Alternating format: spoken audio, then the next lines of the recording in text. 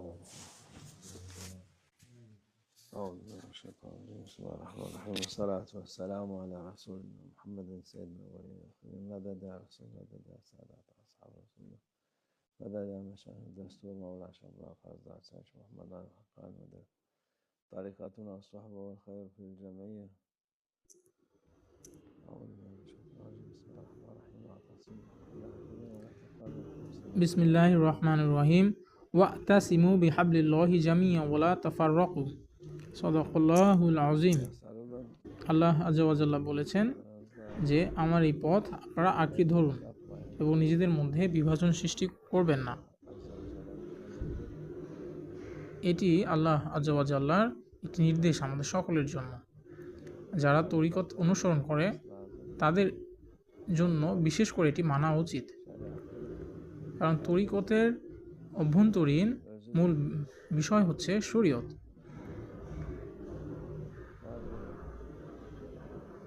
কিছু তরিকতের অনুসারীগণ মানুষ রয়েছেন যারা বিভিন্নভাবে বিভক্ত নিজেদের ভিতরে, এবং তারা নিজেদের মধ্যে একে অপরের সাথে বিরূপ ভাব পোষণ করে। তারা একে অপরের বিরুদ্ধ, একে অপরের প্রতিপক্ষ। কিন্তু কী কারণে তারা একে অপরের প্রতিপক্ষ হবে? তাদের একে অপরের প্রতিপক্ষ হওয়া উচিত যখন তাদের মধ্যে অবিশ্বাসের সৃষ্টি হবে, কিন্তু এটি না হয়ে আমাদের মধ্যে যে বিভাজন সৃষ্টি হচ্ছে তা আল্লাহ আযজা ওয়া জাল্লার এই নির্দেশের পরিপন্থী। সুতরাং বর্তমান সময়ে যে বিষয়গুলি ঘটছে তা আল্লাহ আযজা ওয়া জাল্লার যা নির্দেশনা বলি তার বাহিরে, এবং এই সকল কিছু শয়তান যেমনটি চাচ্ছে সেরকমটি হচ্ছে, এবং শয়তান এতে আনন্দিত এবং সে খুবই খুশি। এবং এই সকল বিষয় রাসূলুল্লাহ সাল্লাল্লাহু আলাইহি সাল্লাম এবং আউলিয়া কিরাম এরা পছন্দ করছেন না। নবী মুহাম্মদ সাল্লাল্লাহু আলাইহি সাল্লাম বলেছেন, একজন মুমিন অপর মুমিনের আয়না স্বরূপ, আল মুমিন মিরাতুল মুমিন। সুতরাং যখন আমরা কোনো ব্যক্তিকে বা কাউকে সমালোচনা করব বা তার বিশ্লেষণ করব, তখন এটি তার আমার মধ্যে পার্থক্য নেই, কারণ একে অপরের আয়না। সুতরাং সেক্ষেত্রে যখন এক মুমিন ভাইয়ের কোনো দোষ থাকবে সেটি গোপন করা এবং তার দোষকে সবার সামনে প্রচার না করা,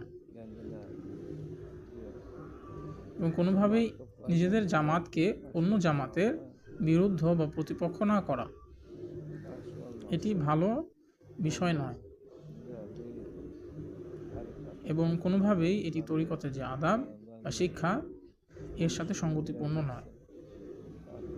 এবং অবশ্যই একজন যা সে বলছে সেটি তার মনোযোগ দিয়ে ভাবা উচিত, এবং কোনোভাবেই অপ্রয়োজনীয় বিষয়ে গুরুত্ব আরোপ করা উচিত নয়।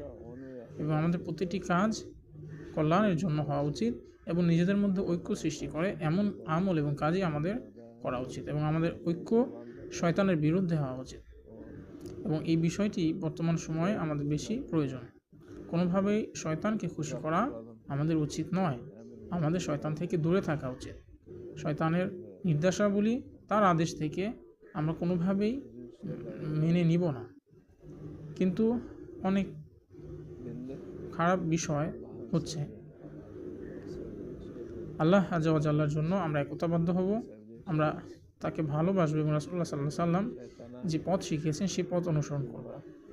কোনোভাবেই শয়তানের পথ অনুসরণ আমাদেরকে কোনো ফায়দা বা মঙ্গল নিয়ে আসবে না, এবং আমরা এটিকে কখনো স্বীকার করছি না।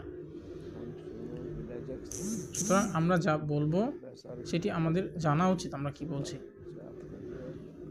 যে কেউ একজন জুব্বা এবং দাড়ি রাখলেই সে আলেম হয় না, যার হিকমত নেই সে আলেম নিরর্থক। সুতরাং আমাদের সতর্ক হওয়া উচিত।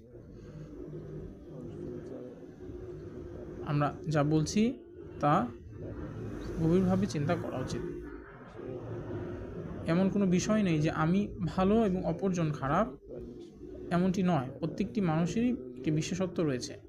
মাওলানা শাইখ বলতেন যে একজন মুসলমান সেটি অনুসরণ করা উচিত যা যেদিকে তার কল মোতাবাজ্য হয়, এবং কোনোভাবেই একজনের হৃদয় জয় শুধু কথার মাধ্যমে সম্ভব নয়, কারণ মানুষের হৃদয়গুলি আল্লাহ আযজা ওয়া জাল্লার নিয়ন্ত্রণে রয়েছে। সুতরাং একটি মানুষ সে যেখানে যেতে চায় সে সেখানেই যাবে, তাকে কোনোভাবেই বাধ্য করা উচিত নয়। সুতরাং আল্লাহ জাল্লা জালালুহু আমাদেরকে সঠিক পথ দেখান, এবং যখন আমরা অনুসরণ করব, এটি আমাদের জন্য জানা জরুরি যে কোনোভাবেই তরিকত এবং আল্লাহ আযজা ওয়া জাল্লা যে নির্দেশনাগুলি আমাদেরকে দিয়েছেন এবং রাসূলুল্লাহ সাল্লাল্লাহু আলাইহি ওয়াসাল্লাম আমাদেরকে যে পথ অনুসরণ করা শিখিয়েছেন তার বাহিরে আমাদের যাওয়া উচিত নয়, এবং নিজেদের মধ্যে কোনোভাবে মারামারি বা প্রতিপক্ষতা রাখা উচিত নয়।